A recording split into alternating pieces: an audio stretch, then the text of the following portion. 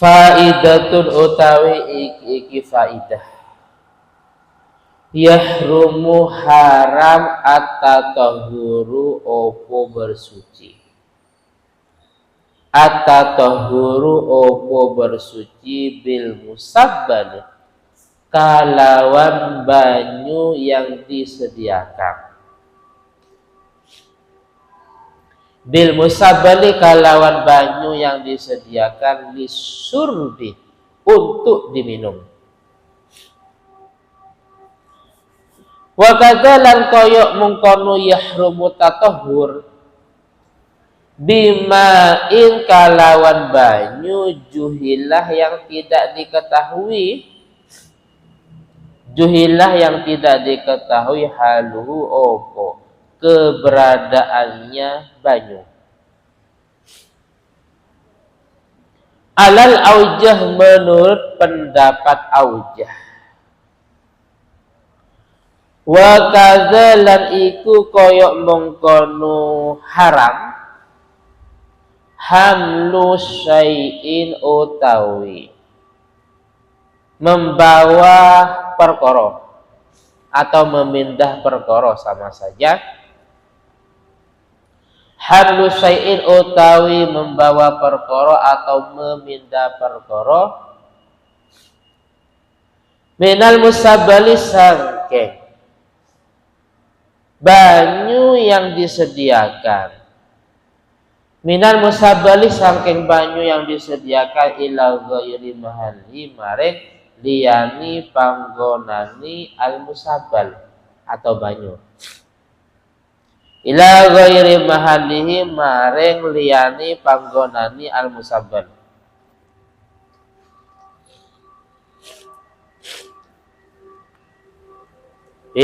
Sekilas penjelasannya. Hukumnya haram. Bersuci, anggaplah wudhu. Ini haram. Bersuci dengan air yang disiapkan untuk diminum. Kalau zaman dulu Fahri, ini contohnya rumahnya Fahri, di pinggir jalan. Di pinggir jalan rumahnya, menyiapkan air untuk diminum. Untuk siapa? Untuk orang-orang musafir. Paham ya?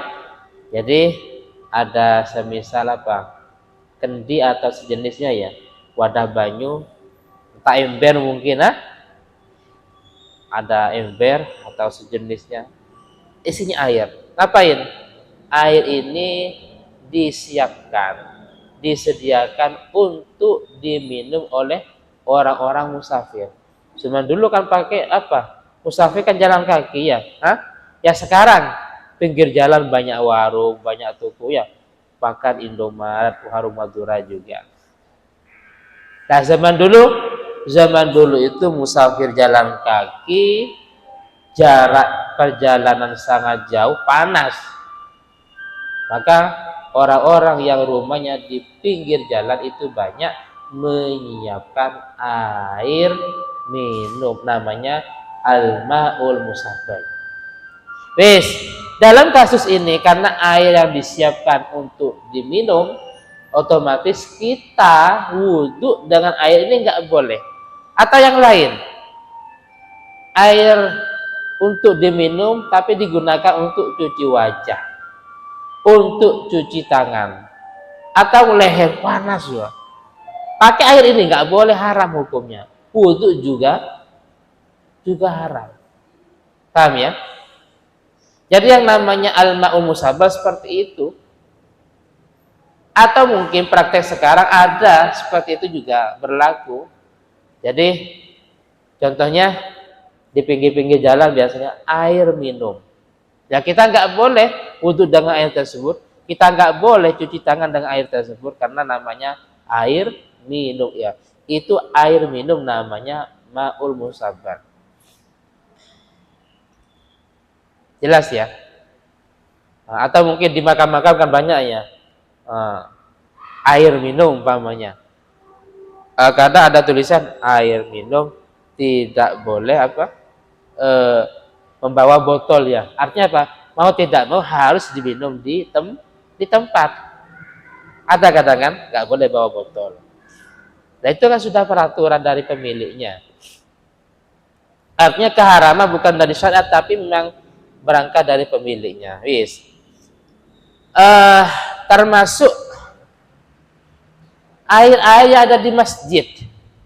Kalau air di masjid itu takmir masjid mengatakan seperti ini Fahri, air yang ada di masjid ini entah air wudhu atau yang di kamar mandi untuk orang-orang yang sholat. Jadi takmir masjid, pengurus masjid menegaskan fasilitas masjid entah itu air atau yang lain ini hanya untuk orang yang sholat.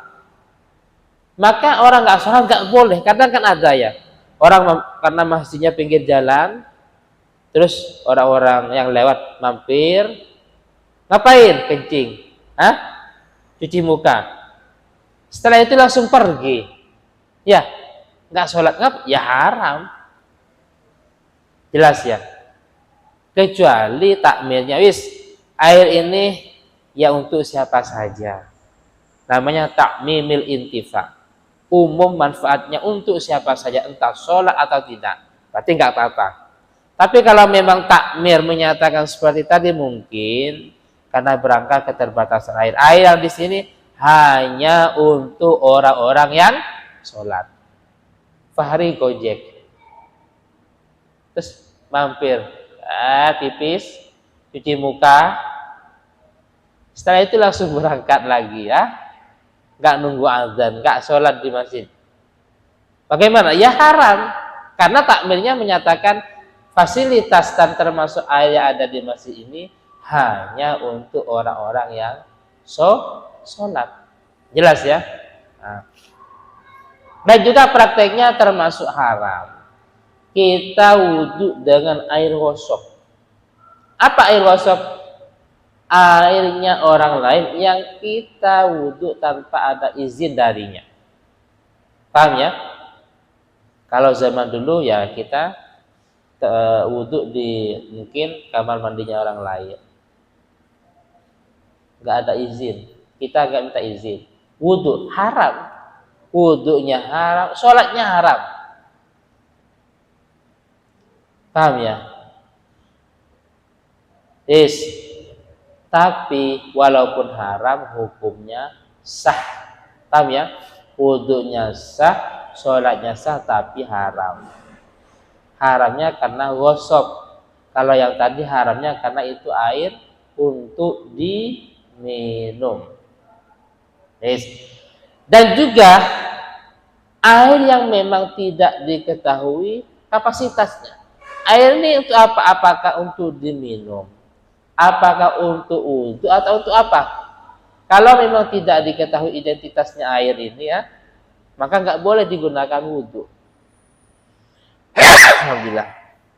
Paham ya? Jadi kalau memang al-ma'ul majhul haluhu, air yang tidak diketahui identitasnya tidak boleh digunakan wudhu.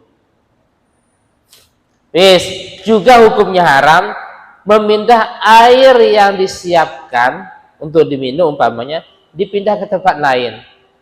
Hasan rumahnya sebelah sini menyiapkan air untuk para musafir di depan rumahnya. Terus di rumah sebelahnya rumahnya Husain. Air yang ada di sebelah rumahnya Hasan sama Husain dipindah. Tahu nggak? Saya ulangi lagi. Rumahnya nggak jauh lokasi rumahnya Mas Hasan sama Mas Husain. Terus yang ada air musabalnya, ada air minumnya di sebelah rumahnya Hasan. Tapi sama Husain dipindah ke sebelahnya. Nggak minum. Dan juga ya tidak mencuri tapi memindah. Maka hukumnya haram. Atau yang mindah musafir itu sendiri ya. Ini nggak ada kerjaan musafir ini ya. Di sebelah rumahnya Hasan itu ada air minum untuk musafir. Bisa ada si A lewat, lewat. Ternyata airnya nggak diminum, malah dipindah. Entah disembunyikan atau pindah kemana. Yang penting pindah tempat. ini hukumnya haram, nggak mencuri. Ya sama hanya kita di pondok pakai sandalnya orang lain, kita nggak nyolong, paham ya? Kita nggak ada tujuan mencuri, tapi mindah. Yang awalnya pas di depan kamar lurus, terus kita pakai airnya ada di masjid, akhirnya ada di depan SMP. Kita nggak ada niatan mencuri, akhirnya ada di depan Indomaret umpamanya. Mindah dengan cara dipakai. Walaupun kita nggak ada niatan mencuri, cuman itu namanya workshop. Paham ya? Yes.